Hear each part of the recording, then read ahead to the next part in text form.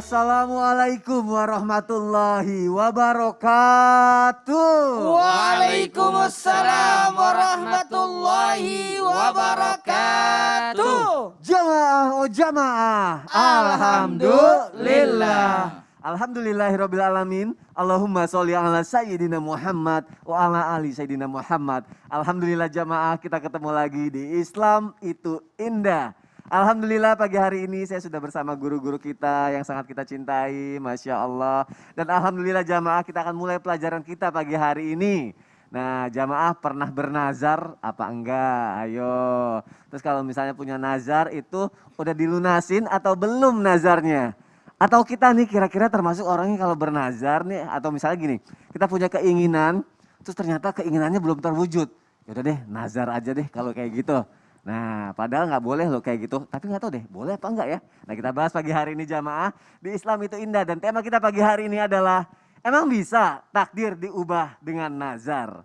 Nah kelihatannya bisa apa enggak ya. Aku mau kasih lihat dulu nih tayangan yang pertama nih, ada perempuan mandi darah kerbau setelah jadi sarjana karena nazar kakeknya turun temurun. Kita lihat tayangannya yuk, silakan. Dilansir oleh Sri Poku, nazar ini dilakukan turun-temurun oleh keluarga Marhana dan almarhum suaminya, Cipri. Fitri yang baru saja mendapatkan gelar sarjana itu mengaku ingin muntah saat prosesi mandi darah kerbau berlangsung karena bau amis. Orang tua Fitri yakni Abu Hendar mengatakan nazar mandi darah kerbau ini dilakukannya secara turun-temurun di keluarga besarnya. Sejauh ini, sudah ada 7 anggota keluarga yang menjalani nazar tersebut. Hendar mengatakan, nazar mandi darah kerbau ini dicetuskan pertama kali oleh ayahnya Jipri saat masih hidup. Wah, turun-temurun ternyata ya jamaah ya. Jadi pertanyaannya gini nih, apakah kita tetap harus melakukan nazar yang diwariskan kakek nenek nih yang telah meninggal? Terus apakah dalam Islam nih ada nih nazar yang diwariskan secara turun-temurun? Penasaran nggak? Yuk langsung aja kita dengarkan tausiah dari guru kita. Ustadz Maulana, silakan Ustadz. Ya, izin Nabi, izin Ustaz Bani. Bismillahirrahmanirrahim. Assalamualaikum warahmatullahi wabarakatuh.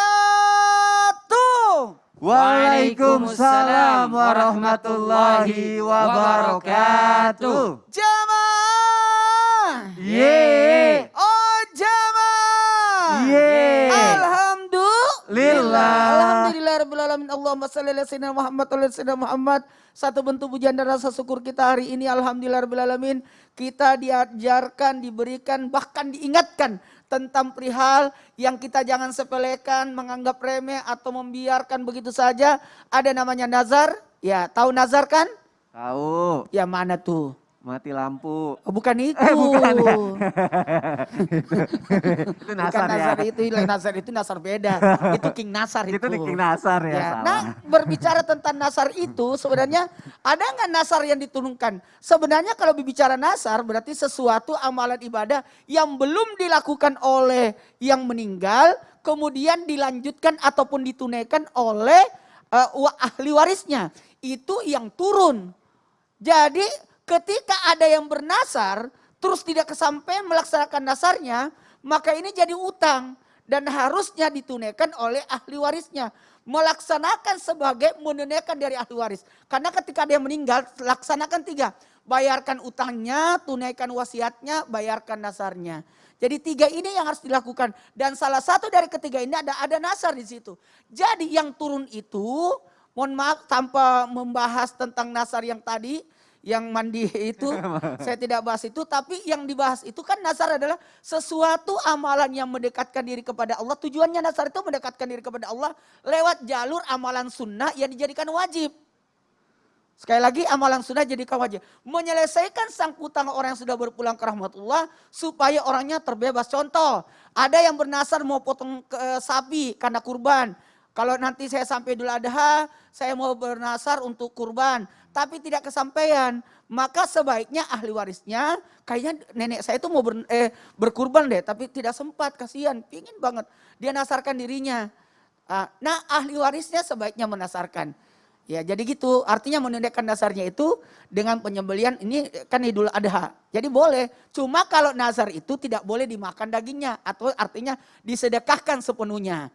Jadi tinggal beli aja sapi sama abi maki. Minta tolong sapi 1 ekor. Kebetulan ada nasar nenek saya, Bilenta. Tolong dipotongin ya, kalau bisa langsung dibagiin oleh Abi Maki aja. Masya Jangan Allah. diambil.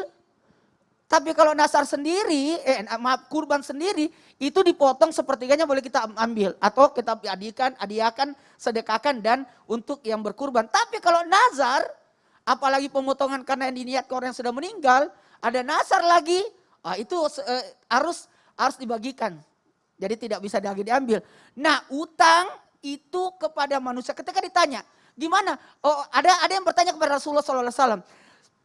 Orang tuaku punya nasar, tapi sudah meninggal. Kata Nabi, kalau utang kepada manusia yang kau bayar, begitu pula utang kepada Allah. Ini sangkutan, dalam hal ini utang kepada Allah. Jadi harus ditunaikan.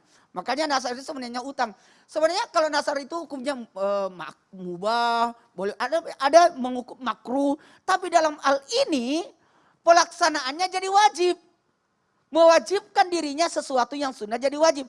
Dan tidak terpenuhi, maka ahli warisnya lah yang berkewajiban, yang hidup untuk apa?